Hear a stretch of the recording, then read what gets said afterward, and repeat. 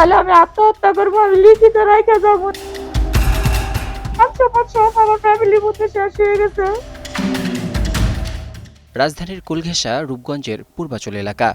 মঙ্গলবার বিকেলে এক সংবাদ সম্মেলনে কান্নায় ভেঙে পড়েন এক নারী। তার অভিযোগের আঙুল জেলা বিএনপির সাবেক প্রভাবশালী নেতা নাসির উদ্দিনের দিকে। সে আমার অনেক প্রলোভন দেখাইছে, বলছে আমার সুইজারল্যান্ড সিটিজেনশিপ করে দিব।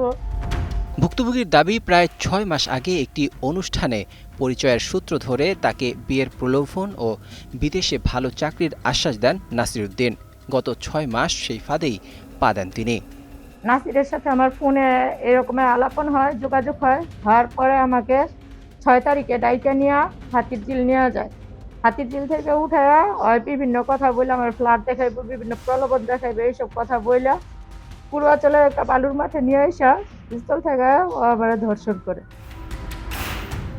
ভুক্তভোগী ওই নারী জানান, ঘটনার পর রূপগঞ্জ থানায় মামলা করতে গেলেও পুলিশ তদন্তের দোহাই দিয়ে তা গ্রহণ করেননি।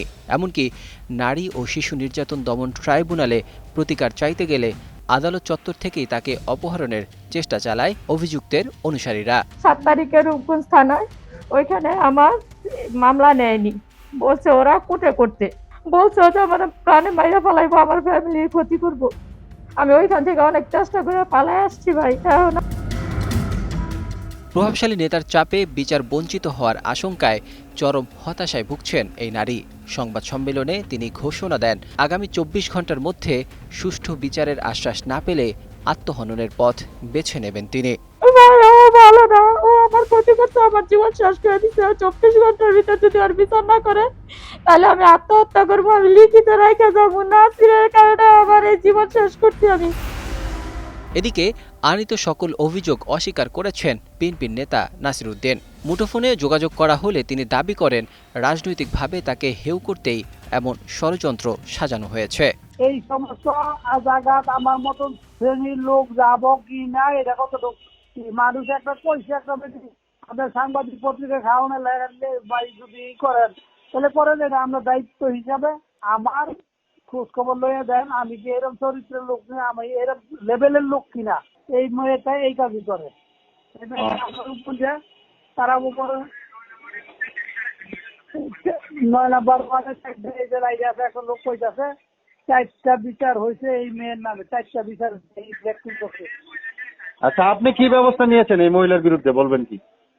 আমি কি ব্যবস্থা নিছি ভাই, আমি আমার ব্যবস্থা নিতেছি। আমি তো হাত দোল পিটাই করবো না, আমার লাইনে আমি ব্যবস্থা নিতেছি।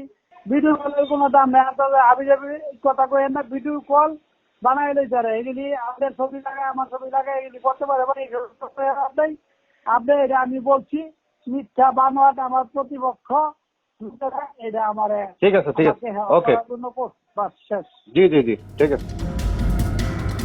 তবে ভুক্তভোগী একটি ভিডিও কলের রেকর্ড সামনে নিয়ে আসেন, যেখানে বিএনপির এই সাবেক প্রভাবশালী নেতাকে আপত্তিজনক অবস্থায় দেখা যায়। আইন সবার জন্যই সমান, এমনটা প্রত্যাশা সাধারণ মানুষের। একজন নারীর এই চরম আকুতি প্রশাসনের কানে পৌঁছাবে কিনা এখন সেটি দেখার বিষয়। Desk report, ২১ television.